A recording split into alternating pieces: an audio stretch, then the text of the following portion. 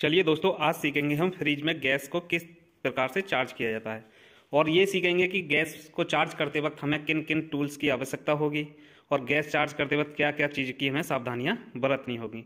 तो आज जो फ्रिज देख पा रहे होंगे आप, ये सिंगल डोर फ्रिज है और ये हमारा 180 लीटर का फ्रिज है एलजी कंपनी का। आप आगे से इस तरह से देख सकते हैं, ये बिल्कुल प्रॉपर फ्रिज सही है, इसमें कोई भी दिक्कत नहीं है। सिर्फ आपको इस वीडियो में ये बताया जाएगा कि फ्रिज के अंदर गैस को कब रिफ़िल किया जाता है और कैसे रिफ़िल किया जाता है, फ्रिज के अंदर गैस कब ख़त्म हो जाती है या फ्रिज के अंदर गैस चार्ज करने की आवश्यकता क्यों होती है। तो इस वीडियो को देख करके आप फ्रिज के अंदर जो भी गैस से रिलेटेड जो प्रॉब्लम आती हैं उसे आप सीख पाएंगे और गैस चार्ज करना भी बड़े आसानी के साथ सीख सकते हैं। तो सबसे पहले बात करते हैं हम कि फ्रिज के अंदर गैस चार्ज करने की जो स्थिति होती है वो कब होती है और फ्रिज के अंदर गैस चार्ज क्यों की जाती है। तो समझते हैं दोस्तों कि फ्रिज के अंदर जब कूलिंग आना बंद हो जाता है तब जा करके हम अनुमान लगा सकते हैं कि हमारे फ्रिज से जो गैस है वो निकल गई होगी। ठीक, तो उसे चेक करने के लिए सबसे पहले हम फ्रिज को चलाएंगे। चलाते वक्त हमें ये देखना है कि हमारा कंप्रेसर चल रहा है या नहीं चल रहा। उसको कंप्रेसर को कैसे चेक करते हैं कि चल रहा है, वो हल्की सी गुनगुनाहट की आवाज़ आती है और जैसे फ्रिज में नॉर्मल हर फ्रिज के अंदर से आवाज़ आती है तो यही हमारा कंप्रेसर होता है। और इस पर हाथ रखकर भी हम देख सकते हैं कि ये हमारा चल रहा है या नहीं चल रहा। अगर कंप्रेसर हमारा चल रहा है और कूलिंग नहीं आ रही है एवापोरेटर के अंदर तो हमारा फ्रिज के अंदर जो है गैस नहीं है। ठीक दोस्तों, अगर हमारा कंप्रेसर ही नहीं चल रहा, केवल फ्रिज के अंदर का बल्ब है वो जल रहा है, तो उस स्थिति में हम फ्रिज के अंदर जो प्रॉब्लम है वो गैस से रिलेटेड नहीं मानेंगे। ठीक दोस्तों, अब बात करते हैं दोस्तों कि फ्रिज हमारा चल रहा है और कंप्रेसर भी चल रहा है पर भी कूलिंग नहीं आ रही, तो उस स्थिति में हमारे फ्रिज के अंदर जो है गैस नहीं है। तो मैं एक आपको बात बता दूं कि फ्रिज के अंदर कभी भी गैस खत्म नहीं होती है, गैस का कोई भी वेस्टेज नहीं होता है। जैसे हमारे ट्यूब टायर के अंदर पंचर होने के बाद गैस हवा निकल जाती है, उसी प्रकार से फ्रिज के अंदर कहीं ना कहीं लीकेज आ गई होगी जिस वजह से फ्रिज के अंदर से जो गैस है वो निकल जाती है। जैसे आप ये पीछे इस तरह का जाल आपको देखने को मिलेगा फ्रिज के अंदर, किसी किसी में ये बॉडी के अंदर होता है, ज्यादातर आपको पीछे की साइड में ये देखने को मिलेगा। इसको बोलते हैं कंडेंसर कॉइल। ये हमारा कंडेंसर होता है, या तो इसी में कहीं ना कहीं लीकेज आ गई होगी, इस वजह से हमारी जो गैस है वो निकल जाती है। क्योंकि ये लोहे का होता है, जंग आने के कारण कहीं से ना कहीं से गल गया होगा, इस वजह से भी हमारी जो है गैस निकल जाती है। या फिर जो हमारे कंप्रेसर से जो कनेक्ट पाइप रहते हैं, जहां हमारा जॉइंट होता है, उस जॉइंट पर कोई जंग आने की वजह से यहाँ से पाइप गल जाती है तो भी हमारे फ्रिज के अंदर लीकेज आ जाती है, उस वजह से भी हमारे फ्रिज की जो है गैस निकल जाती है। या फिर हमारे जो फ्रिज के अंदर जो एवापोरेटर होता है, जिसको हम कूलिंग कॉइल भी बोलते हैं, जहाँ बर्फ वगैरह जमाते हैं, ये जगह, यहाँ पर अगर किसी भी कारण से इसके अंदर बर्फ जमने के कारण हम लोग चाकू से बर्फ को छुटाते वक्त इन पाइप में जो आप देख रहे होंगे, ये धारी धारी जो है आपको लाइनें दिख रही होंगी, इनके अंदर लग जाता है, उससे हमारा इसके अंदर छेद हो जाता है, इस वजह से भी हमारे फ्रिज के अंदर जो है गैस निकल जाती है। तो फ्रिज के अंदर गैस निकलने का सिर्फ एक ही रीजन होता है कि कहीं ना कहीं से जो पाइप है वो कहीं ना कहीं से पाइप या तो गल गई होगी या हमारे जॉइंट से निकल गया होगा, या फिर हमारे एवापोरेटर में चाकू वगैरह से जो हम बर्फ छुटाते हैं उस टाइम पर भी हमारी लीकेज हो जाती है। तो ये तो कंफर्म है कि अगर फ्रिज के अंदर गैस नहीं है तो कहीं ना कहीं से वो निकल ही गई होगी। ठीक दोस्तों, अब बात करते हैं कि हमें फ्रिज के अंदर गैस नहीं है तो क्या क्या इसमें प्रक्रिया होंगी, उसके हिसाब से हम ये पता लगा लें कि हमारे फ्रिज के अंदर कहाँ से लीकेज है या कहाँ पर हमारे फ्रिज के अंदर से जो गैस है वो निकल चुकी है। तो इस सब की जानकारी आपको डिटेल के साथ दी जाएगी। वीडियो को पूरा देखें, वीडियो को स्किप ना करें, ताकि आपको वीडियो में बताई गई जानकारी मिस ना हो। तो चलिए सबसे पहले बात करते हैं, ये जो फ्रिज है दोस्तों, इसके अंदर कोई भी प्रॉब्लम नहीं है, ना तो इसके अंदर कोई लीकेज है और ना ही इसके अंदर गैस की कोई कमी है। सिर्फ आपको इस वीडियो में आपको ये बताया गया है कि फ्रिज के अंदर गैस को कैसे रिफिल करेंगे और कहाँ कहाँ हमें लीकेज देखने को मिल सकती है। तो चलिए मैं पहले आपको ये कंफर्म करा दूं कि इस फ्रिज के अंदर गैस है या नहीं। तो ये हमारा NRB वाला है, इसकी चार्जिंग लाइन में ऑलरेडी लगा हुआ है, इसके बारे में भी बताऊंगा ये क्यों लगाया जाता है। तो इसके अंदर ये जैसे ट्यूब टायर के अंदर ये पिन होती है, उसी प्रकार से इसमें भी पिन होती है। तो इसको दबाऊंगा तो गैस इसके बाहर निकलेगी। आप देख सकते हैं इसके अंदर ऑलरेडी गैस है और इसी फ्रिज के अंदर से हम पूरी गैस को निकालेंगे और पूरा प्रोसेस के साथ आपको समझाएंगे कि किस प्रकार से इसके अंदर से गैस निकाली जाती है और ये जो NRB वाल इसमें लगा हुआ है इसको क्यों लगाया जाता है और इसके हमारे क्या बेनिफिट होते हैं। तो चलिए वीडियो को स्टार्ट करते हैं, वीडियो को पूरा देखिए। चलिए दोस्तों, आप समझते हैं कि फ्रिज के अंदर गैस चार्ज करने के लिए किन किन टूल्स की आवश्यकता होती है। तो सबसे पहले बात करते हैं, हमारे पास गैस चार्ज करने के लिए 2 गैस चार्जिंग पाइप होनी चाहिए इस तरह की। ठीक दोस्तों, 2 गैस चार्जिंग पाइप, एक हाई प्रेशर गेज, ये हमारे लिए इस फ्रिज सिस्टम के अंदर प्रेशर चार्ज करने के लिए उपयोग में आता है। ये हाई प्रेशर गेज है और ये लो प्रेशर गेज है, ये हमारे लिए गैस चार्ज करने, इसमें गैस चार्ज करेंगे तब हमारे लिए काम में आएगा। ठीक, उसके बाद ये है हमारा एंटी चोक, इससे हमारे फ्रिज के अंदर कोई चोकिंग या कोई मॉइस्चर हो उसके लिए ये काम आता है। इसकी 10 से 15-20 बूंदे हम इस फ्रिज के अंदर गैस चार्ज करते वक्त डाल देते हैं। और ये है हमारी गैस की कैन, R134 गैस इसके अंदर डलेगी, तो इस तरह का कैन की आवश्यकता होगी। और ये जो कंप्रेसर देख पा रहे होंगे, ये है हमारा वर्क शाफ्ट कंप्रेसर। इस कंप्रेसर की सहायता से ही हम इस फ्रिज के अंदर जो है प्रेशर को भरेंगे। तो अब समझते हैं कि हमें अब इस फ्रिज के अंदर क्या क्या प्रक्रिया अपनानी होगी।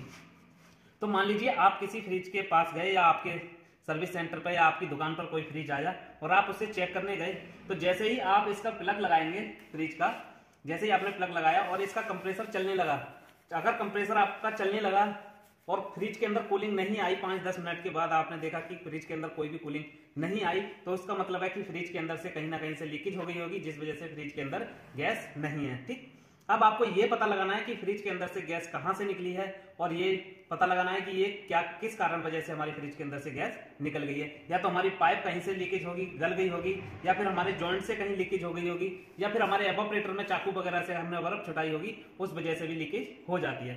तो ठीक, ये तो रही लीकेज होने की जगह, और इनको कैसे पहचाना जाएगा तो ये सब की जानकारी आप देखिए। तो ये जब हम फ्रिज की बैक साइड में आएंगे तो इस तरह का आपको कंप्रेसर देखने को मिलेगा, साइज में छोटा बड़ा आपके फ्रिज के अनुसार हो सकता है। ठीक, इस फ्रिज के अंदर जो कंप्रेसर लगा हुआ होगा उसमें ऐसी 3 लाइनें होंगी। ठीक, एक होती है हमारी डिस्चार्ज लाइन, एक होती है हमारी चार्जिंग लाइन और एक होती है हमारी सक्शन लाइन। ठीक, जो हमारे फ्रिज के पीछे जो जाल टाइप का बना हुआ होता है, इसका जो पॉइंट होता है, जो हमारा इसका इनपुट होता है, वो हमारा कंप्रेसर की डिस्चार्ज लाइन से जुड़ा हुआ होता है। जो डिस्चार्ज लाइन होती है कंप्रेसर की, वो इस कंडेंसर कॉइल के इनपुट पॉइंट से जुड़ी हुई होती है। ठीक, उसके बाद हमारी पूरी इस कंडेंसर कॉइल में गैस घूमती है, उसके बाद हमारी जाती है फिल्टर के, यानी कि इस ये जो कंडेंसर कॉइल है, इसके आउटपुट पॉइंट पे हमारा फिल्टर लगा हुआ होता है इस तरह का। ठीक, और फिल्टर के बाद लगी हुई होती है कैपिलरी ट्यूब। ये कैपिलरी ट्यूब ये कॉपर की बहुत पतली पाइप होती है, इसको हम कैपिलरी बोलते हैं। यही जाती है हमारे एवापोरेटर के अंदर, जो फ्रीजर लगा हुआ होता है अंदर, उसी में ये कनेक्ट होती है। ठीक, उसके बाद जब पूरे एवापोरेटर में गैस घूमने के बाद जो वापस आती है, वो हमारी सक्शन लाइन के थ्रू आती है। ये हमारी ये मोटी पाइप आपको देखने को मिलेगी। तो इस तरह की 3 ही लाइन आपके ये फ्रिज में देखने को मिलेंगी, चाहे किसी भी कंपनी का आपका फ्रिज रहा हो। ठीक, 2 लाइनों में पाइप जुड़े होंगे, एक उसमें डिस्चार्ज होगी और एक हमारी सक्शन होगी। जो कंडेंसर कॉइल से जुड़ी होगी वो हमारी डिस्चार्ज लाइन होगी, और जो हमारे एवापोरेटर से जो वापसी गैस आती है वो हमारी सक्शन लाइन होती है। ठीक, तो ये कंप्रेसर जो होता है वो सक्शन लाइन से गैस को खींचता है और डिस्चार्ज लाइन से गैस को फेंकता है। इसी तरह से कंटिन्यू ये साइकिल चलती रहती है और हमारे फ्रिज के अंदर कूलिंग आती रहती है। ठीक, आप समझते हैं कि जो हमारी चार्जिंग लाइन होती है दोस्तों, इसी के द्वारा हम फ्रिज के अंदर गैस चार्ज करते हैं और प्रेशर भी इसी के द्वारा भरते हैं। तो इसको समझते हैं। अगर आपके फ्रिज, जो भी आपके फ्रिज संभालने गए हैं या जो भी फ्रिज आप देख रहे हैं कि उसके अंदर गैस नहीं है, तो ये जो चार्जिंग लाइन है दोस्तों, या तो इसके अंदर ऑलरेडी आपको इस तरह का बाल देखने को मिल सकता है। अगर आपसे पहले किसी ने गैस चार्ज की होगी तो इस तरह का NRV बाल इसमें जुड़ा हुआ मिल सकता है। इसकी फुल फॉर्म होती है दोस्तों नॉन रिटर्न वाल।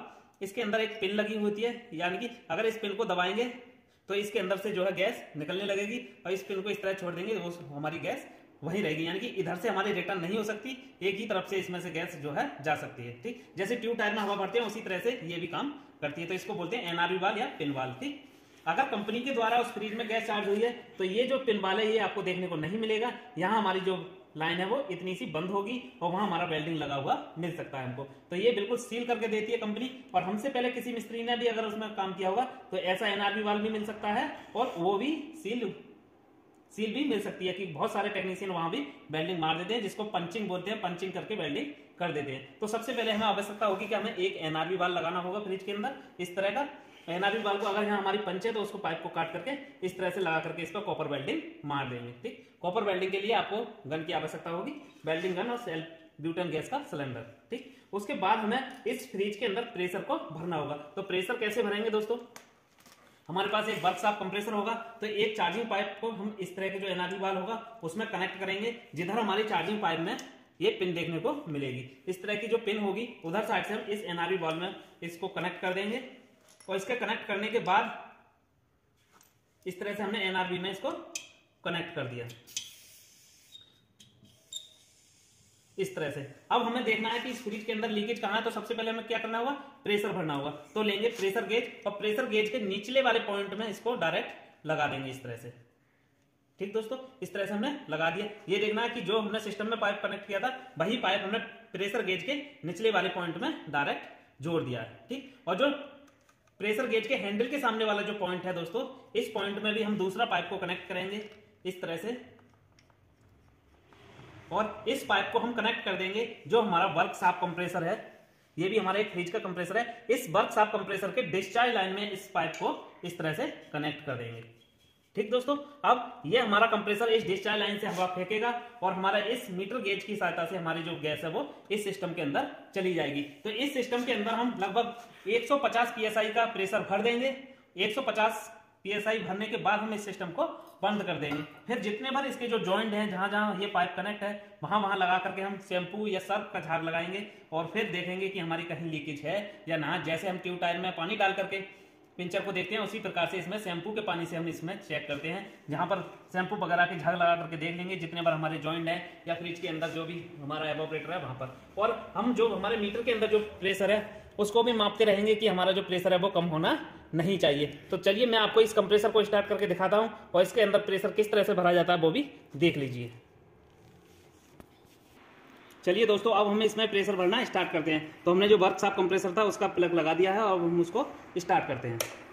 तो हमारा जो कंप्रेसर है वो स्टार्ट हो चुका है और हमारे सिस्टम में प्रेशर भरना स्टार्ट हो गया है। आप देख सकते हैं हमारे जो प्रेशर गेज की सुई है वो हमारी बढ़ने लगी है। ठीक, तो इस तरह से हमारे जो सिस्टम है इसमें 150 psi तक हम प्रेशर को भरेंगे और उसके बाद जितने बार हमारे जॉइंट हैं और जहां जहां हमारे लीकेज का डाउट है वहां वहां शैम्पू का या सर्फ का झाग लगा करके हम चेक करेंगे कि हमारे फ्रिज के अंदर से कहीं लीकेज तो नहीं है। तो इस केस में हमारा जो फ्रिज है उसके अंदर कहीं भी लीकेज नहीं है। मैं सिर्फ आपको ये बता रहा हूँ कि क्या क्या प्रोसेस हमको अपनाने पड़ते हैं जब फ्रिज के अंदर लीकेज को चेक किया जाता है।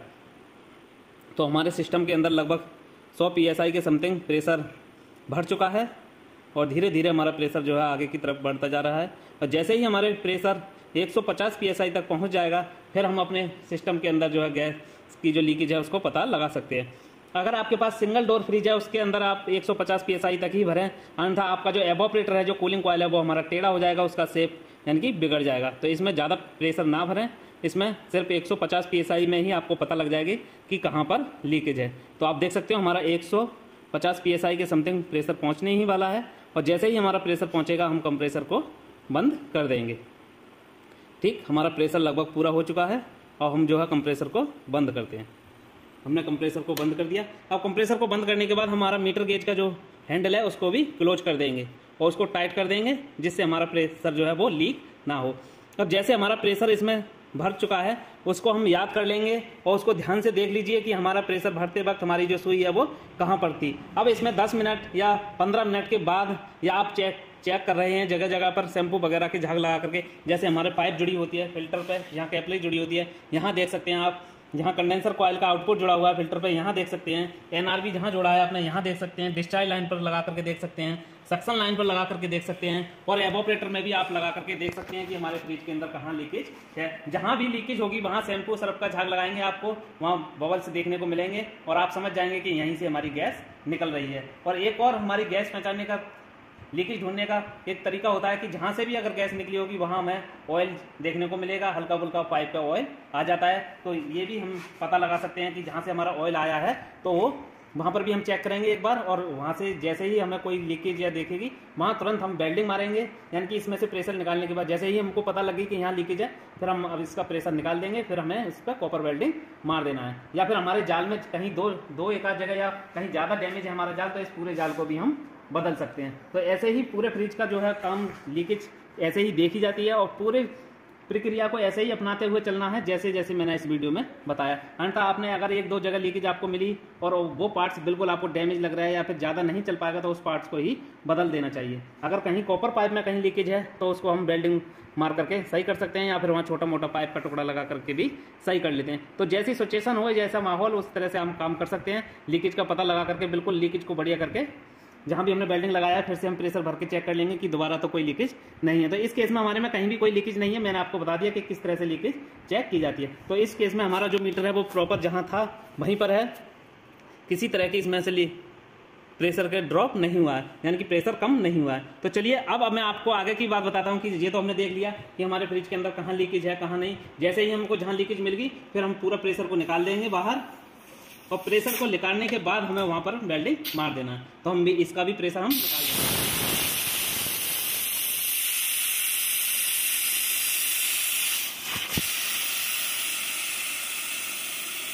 तो हमने इसका प्रेशर निकाल दिया है दोस्तों।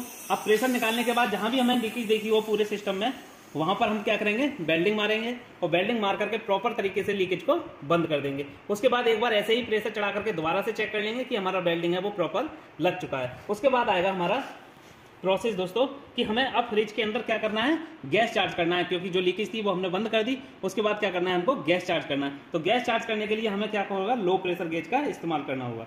ठीक दोस्तों, इस तरह का लो प्रेशर गेज होगा। अब इसको हम कनेक्ट करेंगे सिस्टम में। तो जो पाइप हमारी सिस्टम में कनेक्ट थी दोस्तों, जो पाइप हमारी सिस्टम से कनेक्ट थी, वो पाइप हमें इस मीटर गेज के निचले वाले पॉइंट पे इस तरह से जोड़नी है। ठीक दोस्तों, इस तरह से हमें जो पाइप है वो जोड़ देनी है। और जो हमारी वर्कशॉप कंप्रेसर से जो पाइप कनेक्ट थी वो उसको हम क्या करेंगे, वर्कशॉप कंप्रेसर से अलग कर लेंगे, और उसे जो हमारे मीटर के हैंडल के सामने वाला पॉइंट है उसमें इस तरह से जोड़ देनी है। इसी तरह से पाइप को कनेक्ट करनी है। ये पाइप आपस में चेंज नहीं होनी चाहिए। आप कोई सी पाइप कोई सी पे जोड़ सकते हैं, पर जो पाइप हमने सिस्टम में जोड़ी है वही पाइप को हमें मीटर के निचले वाले पॉइंट में जोड़ना है, इस तरह से। ठीक, अब हमारा ये मीटर हो गया इसमें कनेक्ट। अब हमें फ्रिज का करना है वैक्यूम। तो वैक्यूम क्या होता है दोस्तों, इन पाइपों के अंदर जो हमारी एयर भरी हुई है, जो हमने प्रेशर भरा था, वैसे तो हमने निकाल दिया, पर जो हमारा बचा हुआ प्रेशर है उसको खींच करके हमें बाहर निकालना है। तो उसको बोलते हैं हम वैक्यूम। यानी कि फ्रिज, एसी, जितनी बार कूलिंग करने के सिस्टम होते हैं उसके पाइपों के अंदर का जो हवा होती है उसको बाहर खींच करके निकालने को ही हम वैक्यूम कहते हैं। तो वैक्यूम करने के लिए हमें वर्कशॉप कंप्रेसर की आवश्यकता होगी, या फिर हमें वैक्यूम पंप की सहायता से वैक्यूम करना होगा। हम इससे भी वैक्यूम कर सकते हैं। जैसे हमने इसको प्रेशर भरा था तो हमने पाइप कनेक्ट की थी डिस्चार्ज लाइन पे। अब हमें इसका वैक्यूम करना है तो इसकी पाइप जो हम कनेक्ट कर देंगे वो सक्शन लाइन पे कर देंगे। फिर ये इसके अंदर की सारी गैस को निकाल करके बाहर कर देगा। फिर आज हम जो वैक्यूम करेंगे दोस्तों वो आपको हम वैक्यूम पंप की सहायता से करके दिखाएंगे, क्योंकि ये हमारा काम चलाऊ प्रोडक्ट होता है। यानी कि काम चलाऊ करने के लिए हम वर्कशॉप कंप्रेसर का इस्तेमाल कर सकते हैं। और प्रॉपर तरीके से जो हम वैक्यूम करते हैं दोस्तों उसके लिए हमें वैक्यूम पंप की आवश्यकता होगी। वैक्यूम पंप की आवश्यकता वैक्यूम करने के लिए होती है। तो ये है हमारी वैक्यूम पंप। इसी की सहायता से हम फ्रिज का वैक्यूम करने वाले हैं। तो दोस्तों जो मीटर के हैंडल के सामने वाला जो पाइप है हमारा, इसी को हम वैक्यूम पंप में कनेक्ट कर देंगे इस तरह से। ये हमने वैक्यूम पंप में कनेक्ट कर दिया। टाइट करके हमको कनेक्ट करना है ताकि पाइप में कहीं भी लीकेज ना रहे। हर जगह से हमको पाइप जो है वो टाइट कर देना है प्रॉपर तरीके से। तो जो सिस्टम से कनेक्ट पाइप थी वो मीटर के निचले वाले पॉइंट में, और जो हमारे हैंडल के सामने से जो पाइप कनेक्ट है वो हमारी वैक्यूम पंप में है। उसके बाद हम वैक्यूम पंप को स्टार्ट कर देंगे। ठीक दोस्तों, और ये हैंडल है, इस हैंडल को पूरा से हमारा अभी बंद है, पूरा से इसको खोल देंगे इस तरह से। ठीक, और वैक्यूम पंप को कर देंगे स्टार्ट। इस तरह से हमारी वैक्यूम पंप है वो स्टार्ट हो चुकी है, और हमारी जो सुई है वो -30 की तरफ जाने लगी। ठीक, इस तरह से हमारा जो फ्रिज का वैक्यूम होता है, जब हमारी 0 से -30 की तरफ सुई पहुंच जाती है तो हमारे फ्रिज का जो वैक्यूम है वो होने लगता है। तो इसका वैक्यूम हम लगभग 20 से 25 मिनट तक करेंगे, जिससे इसके अंदर की जितनी बार वातावरण की हवा है वो हमको बाहर खींच करके निकालनी है। उसके बाद हम इसमें गैस चार्ज करेंगे। अगर हम वैक्यूम फ्रिज का नहीं करेंगे, ऐसे ही अगर हमने गैस चार्ज कर दी तो हमारे फ्रिज के अंदर कहीं ना कहीं चोकिंग बन जाएगी, हमारा फ्रिज कूलिंग नहीं करेगा। तो हमेशा ध्यान रखिए, वैक्यूम जितना अच्छा होगा हमारे फ्रिज के अंदर कूलिंग उतनी ही अच्छी आएगी, और लंबे समय तक हमारे फ्रिज के अंदर कोई भी शिकायत नहीं आने वाली। तो चलिए मिलते हैं 20 मिनट के बाद, इसका वैक्यूम करते हैं पूरा, और फिर मैं आपको दिखाता हूँ कि गैस को किस तरह से इसके अंदर भरा जाएगा। चलिए दोस्तों, हमारा 20 से 25 मिनट वैक्यूम हो चुका है, और हमारा फ्रिज के अंदर जो है वैक्यूम की प्रक्रिया पूरी हो चुकी है। आप देख सकते हैं हमारी जो गेज की सुई है वो -30 में पहुंच चुकी है, और हमने इसको 20 से 25 मिनट वैक्यूम अच्छी तरीके से कर दिया है। अब हम पूरे इस हैंडल को बंद कर देंगे, और बंद करने के बाद हमें वैक्यूम पंप को बंद कर देना है। तो हमने वैक्यूम पंप को बंद कर दिया। अब हम इसमें गैस को रिफिल करेंगे। तो जो हमारी वैक्यूम पंप से कनेक्ट पाइप है उसको इस तरह से खोल करके अलग कर लेंगे। ठीक, हमने खोल करके अलग कर दिया। हैंडल को पूरी तरह से हमारा टाइट है। ठीक, अब हम इस पाइप के अंदर एक लिक्विड आता है जिसको बोलते हैं हम एंटी चोक। इस लिक्विड की 10 से 15 बूंदें इस पाइप के अंदर हमको डालनी है। इससे क्या रहता है कि इसके अंदर कोई चोकिंग वगैरह अगर हल्की बुल्की कोई भी दिक्कत आएगी तो ये उसको नहीं होने देगा। तो इसको हमें 10 से 15 बूंदें इस पाइप के अंदर डाल सकते हैं हम। इसको सिलेंज की सहायता से भी डाल सकते हैं, जो हम इंजेक्शन वगैरह यूज करते हैं डॉक्टर लोग। इस तरह से इसमें से थोड़ा सा इसको निकाल करके और हमें पाइप के अंदर डाल देना है। इस पाइप के अंदर इस तरह से इसको डाल देना है पूरा। ठीक, इस तरह से हमने इस पाइप के अंदर इसको एंटी चोक को डाल दिया और डालने के बाद हमें जो हमारे फ्रिज के अंदर सिस्टम में जो गैस है उस नंबर की हम गैस को ले लेंगे। इस सिस्टम में R134 गैस है तो हमने उसका कैन ले लिया है। तो इसको हम कनेक्ट कर लेंगे सिलेंडर वाल्व पे इस तरह से, और कनेक्ट करने के बाद हमारे इस पाइप के अंदर भी एयर चली गई होगी क्योंकि ये हमने वैक्यूम पंप से अलग कर लिया है। तो हम पहले सिलेंडर को हल्का सा खोलेंगे और जो मीटर पे जो कनेक्ट है दोस्तों पाइप, यहाँ से इसका वैक्यूम कर लेंगे। जब हमारी हल्की सी गैस यहाँ से निकलने लगेगी फिर हम पाइप को क्या करेंगे, टाइट कर लेंगे। ठीक, तो पहले सिलेंडर को खोलते हैं हल्का सा, और हमारे पाइप से गैस निकल ली और हमने इसको टाइट कर दिया। तो इसके अंदर जो भी हमारी वातावरण की हवा थी वो निकल चुकी है। अब इस पाइप के अंदर क्या है दोस्तों, गैस है। अब हम बाल को पूरा से खोल देंगे इस तरह से। ठीक, इस तरह से सिलेंडर का पूरा बाल को खोल देंगे और सिलेंडर को उल्टा करके हमको गैस डालना है, जिससे क्या है कि हमारा गैस का जो लिक्विड है वो सिस्टम के अंदर पहुंचे। ठीक, इस तरह से हमारा फ्रिज की जो हमारे मीटर की जो सुई है वो बिल्कुल अभी -30 पे है। और इस तरह से भी आप देख सकते हैं 10 मिनट इंतजार करके कि हमारा वैक्यूम तो नहीं टूट रहा है। ठीक, हमारे सिस्टम के अंदर कोई लीकेज तो नहीं। अगर सिस्टम के अंदर कोई लीकेज होगी तो ये वैक्यूम है धीरे धीरे कम होने लगेगा, -30 से 0 की तरफ जाने लगेगा। अब हम इस सिस्टम के अंदर थोड़ी सी गैस छोड़ेंगे और यहाँ आपको देखने को मिलेगा जब हमारा गैस इस सिस्टम के अंदर जाएगा तो इस शीशे में आपको देखने को मिलेगा। तो हैंडल को करते हैं ढीला और आप देख सकते हो हमारे सिस्टम के अंदर गैस जाना स्टार्ट हो चुका है। ठीक, अब थोड़ी सी गैस हमने इसके अंदर छोड़ दी है, हमने इसका वैक्यूम है वो तोड़ दिया है। अब हम इस सिस्टम के कंप्रेसर को स्टार्ट करेंगे। जो इस सिस्टम में लगा हुआ कंप्रेसर है इसी को स्टार्ट करेंगे। इस सिस्टम के जो प्लग होता है इसको हम लगाएंगे किसी 5 पिन सॉकेट में और सिस्टम को स्टार्ट कर देंगे। दोस्तों हमने सिस्टम का प्लग जो है वो लगा दिया, उसी के साथ साथ एक क्लैम मीटर भी लगा दिया है, जिससे हमारे सिस्टम के जो है एम्पियर भी मैनेज होते रहेंगे। ठीक, इस तरह से हमारा जो आप मीटर का सुई देख सकते हो हमारा जो है वो 0 से ऊपर पहुंच गया। तो हम सिस्टम को ऑन करते हैं और देखते हैं कि हमारा सिस्टम कितना लोड लेता है और फिर उसमें धीरे धीरे से हम गैस को चार्ज करना स्टार्ट करेंगे। तो इस तरह से हमने सिस्टम को कर दिया स्टार्ट। हमारा सिस्टम आप देख सकते हो कितना लोड ले रहा है इस तरह से, क्योंकि सिस्टम जैसे ही इसके अंदर हम गैस छोड़ते हैं तो हल्का सा लोड बढ़ जाता है। अब धीरे धीरे इसका लोड जो है वो कम हो जाएगा और इसकी भी सुई हमारी 0 से नीचे की तरफ आना स्टार्ट हो जाएगी, क्योंकि अभी तक इसके अंदर पूरी गैस नहीं गई है। अब हम धीरे धीरे से इसकी गैस छोड़ेंगे और जो गैस छोड़ेंगे हम इसका प्रेशर रखेंगे दोस्तों 8 से 15 इसका PSI प्रेशर होता है। तो हम इसको मिनिमम रखेंगे 8 PSI पर। 8 PSI पर ही हमारी पूरी कूलिंग आ जाएगी फ्रिज के अंदर और किसी भी तरह की कोई भी दिक्कत नहीं आएगी। इससे ज़्यादा हमें ये बैक प्रेशर इसका नहीं छोड़ना चाहिए R134 का। और लोड का हमेशा ध्यान रखें, यानी कि 0.8 या 0.7 हमारा लोड आना चाहिए। अभी हमारा 0.8 लोड आ रहा है इस सिस्टम का। अब हम इसमें थोड़ी सी गैस छोड़ेंगे क्योंकि अभी हमारा जो मीटर है वो 0 से नीचे है। तो इस तरह से गैस छोड़ेंगे तो आपको दिखाई देगी। ठीक, इस तरह से हमने थोड़ी सी इसके अंदर फिर से गैस छोड़ दी। धीरे धीरे ही फ्रिज के अंदर गैस चार्ज करनी है, थोड़ा सा समय अधिक लग सकता है, पर प्रॉपर तरीके से प्रॉपर गाइडलाइन के थ्रू ही हमें पूरे फ्रिज के अंदर गैस चार्ज करनी है, जिससे हमें कभी भी किसी भी तरह की कोई भी दिक्कत नहीं आएगी। कभी क्या रहता है कि जल्दीबाजी में हम गैस छोड़ देते हैं या फिर हमारा फ्रिज का वैक्यूम सही तरह से नहीं हुआ तो हमें बहुत सारी परेशानियां देखने को मिलती हैं। जैसे फ्रिज 1 घंटा कूलिंग करेगा उसके बाद छोड़ देगा या फिर रुक रुक के कूलिंग करना, ये सारी बहुत सारी हमको परेशानी देखने को मिल सकती हैं। तो अब फिर से हमारी जो सुई है वो 0 से नीचे आ गई और हल्की सी फिर से इसमें गैस छोड़ेंगे हम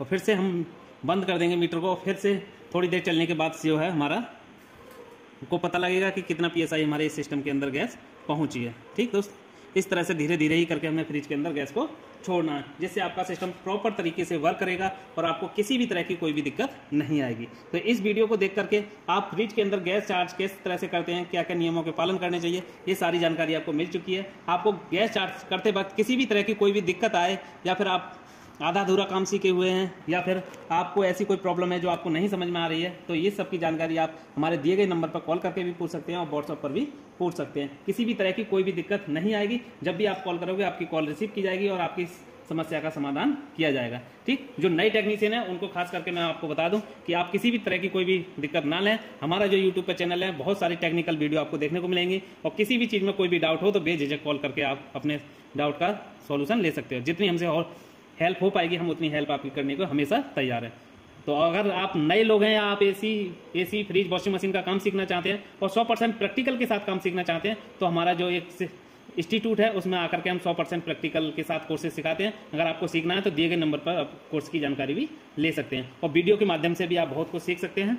जैसा आपको उचित लगे उस हिसाब से आप सीख सकते हैं, कोई भी डाउट हो वो भी पूछ सकते हैं। अब हमारा जो आप देख सकते हैं सुई थोड़ा सा 0 से ऊपर पहुंच गई है। अब हम इसमें हल्का सा गैस और छोड़ेंगे, और आप देख सकते हैं इसका जो 10 का जो पॉइंट है, हमारा पहला ही पॉइंट हमारा इसमें 10 का है, क्योंकि ये जो मीटर है दोस्तों हमारा 550 PSI का है, और जो आप यहाँ पर 50 PSI का आपको देखने को मिलेगा। तो इसी हिसाब से इसमें जो खाने इनको गिन लें, उससे ही 10 से हल्का सा जो पॉइंट नीचे है वहाँ रहने दें, लगभग 8 PSI के समथिंग, R134 का प्रेशर, तो हमारा जो फ्रिज है वो अच्छे तरीके से कूलिंग करने लगेगा। और जो हमारा जो जाल है पीछे की साइड में जो कंडेंसर कॉइल, ये भी हल्का का गर्म होने लगा है। अभी इसके अंदर गैस तो कम है, पर भी इसकी जो गर्माहट है वो मैं महसूस कर पा रहा हूँ। ठीक दोस्तों, हल्की सी मैं आपको गैस छोड़ करके दिखाता हूँ, इसका प्रेशर पूरा करते हैं, फिर एवोपरेटर में देखते हैं कि हमारी कूलिंग आई या नहीं आई।